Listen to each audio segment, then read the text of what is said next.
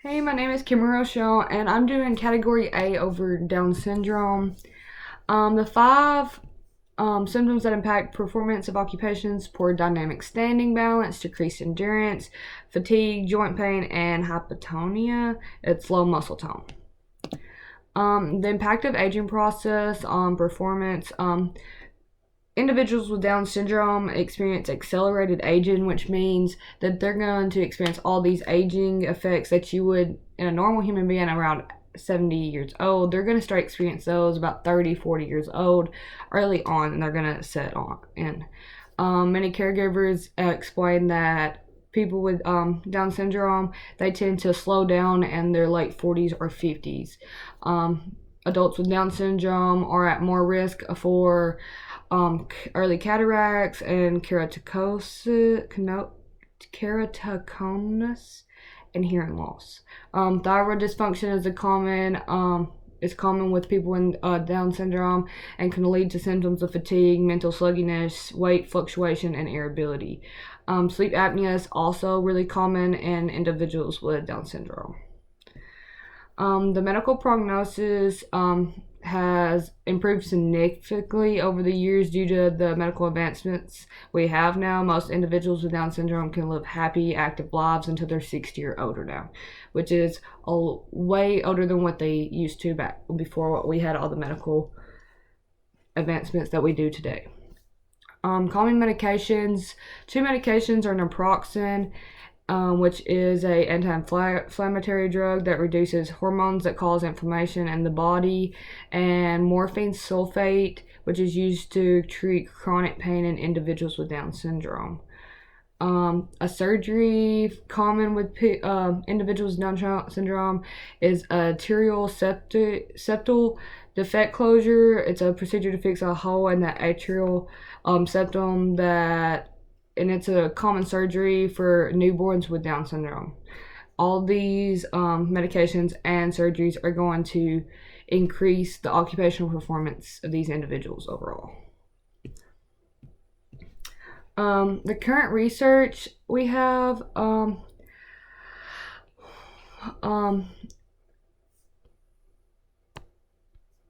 first one is the Stanford Down Syndrome Research. It was a really good website. You can click on there and it shows their research, their community. They have family resources and things like that. My second one I have, the Include Project. They have advances in technology and research that can further explore the effects of the multi-genes on the chromosome and identify genetic pathways that may be most responsive to new therapies. My third research was the Down syndrome social education the international. So they have a 30-year track of finding new research continues to improve the educational outcomes of thousands of people with DS. I thought this was a good website because it has such a credibility that more than likely in the future it's going to continue to be that credible for family members that are interested in the research. Social support groups, books, journals. I have three. The first one I have, it's a book. It's a parent's guide to Down syndrome towards a brighter future. It was a really good book that I thought family members may look into. It goes through and explains techniques to use at home with your child, things you should do early on. Then I have the website. It was www.nads.org. You can join the email list, and they send you news feeds and things like that. The National Association for Down Syndrome, you can sign up for their email, and they send you news feed, newsletters and things like that keep you up to date on everything that's going on. My last one is Sorry, I'm gonna get everything pulled back up. The Center for Parent Information and Resources. I found this really. This was my favorite website. It has like the definitions of Down syndrome, so like common definitions you would see reading about this disorder, and like so they can parents that are not familiar with this can look it up. They have characteristics that you can look up, help for babies and toddlers, help for school-aged children, health considerations, education, things like that, tips for parents and tips for like teachers and things. I found that really helpful for someone that's maybe found out that their baby is diagnosed with DS, or they're a new parent to it, or maybe just someone that's seeking more information on this. My evidence-based article I have.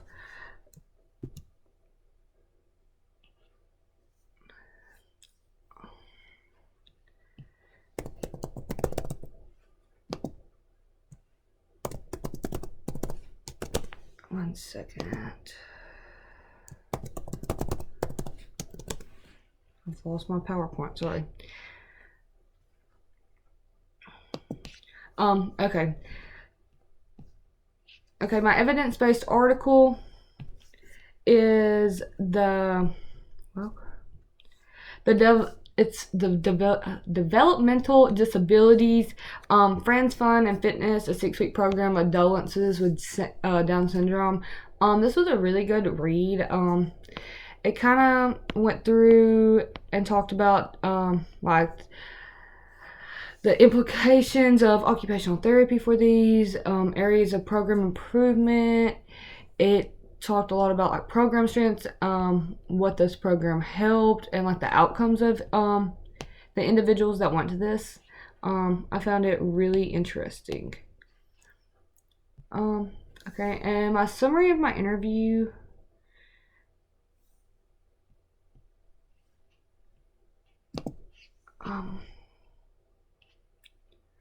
Well,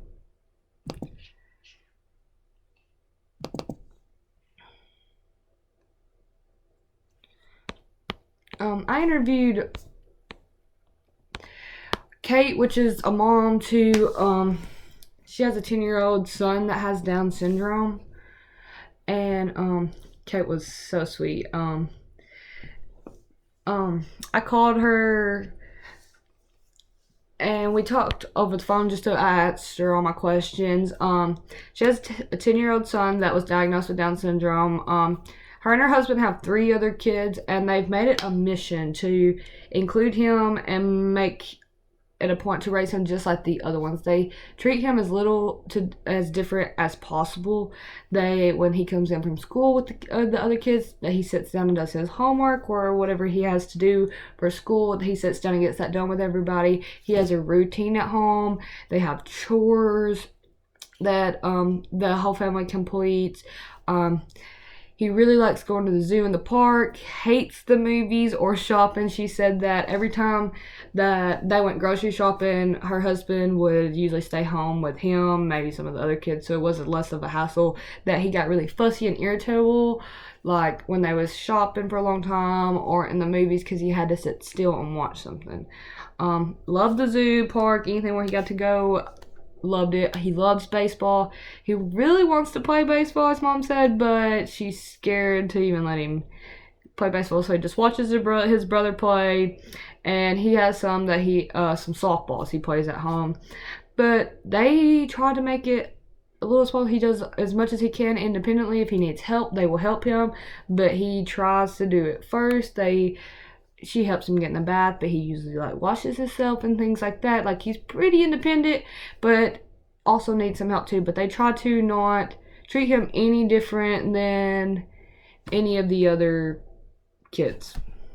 And I thought that was great, that you don't see a lot of parents like that try to make him doesn't treat him any different than any of the other kids. Like, I've saw a lot of parents try to baby like kids that had a diagnosis or things like that, and I think overall it's going to help him in the long run that she has set these rules and standards for him, so when he gets older that he's going to be just like any other individual. My video, if I can get it pulled up, I may have to pull it up on my phone.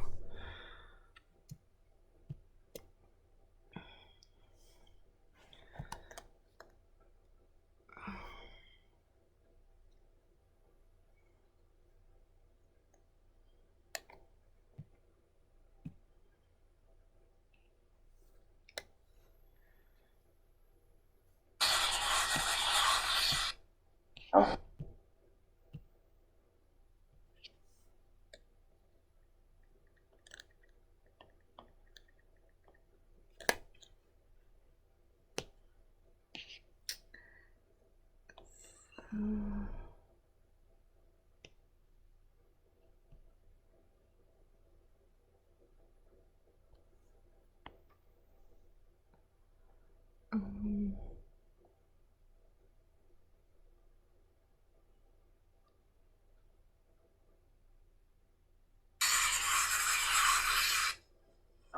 Ready? Okay. This video, I loved it. Oh, action, roll It's called camera. Life with Down Right on the Syndrome. set.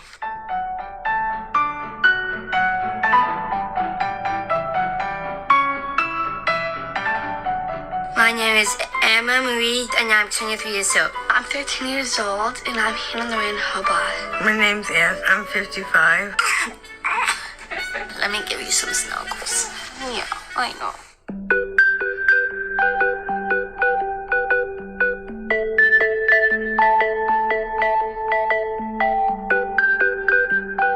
I work at the California Academy of Science. It's near Golden Gates Park. I do the tickets. I used to work in a law firm. It's called Hanson and Bridget. I was there for 17 years. I've been on the estrogen when I grew up. I live with independent people in the house. I was hoping to work in a pediatric hospital. I would do inpatient care because I really do care about the health of kids.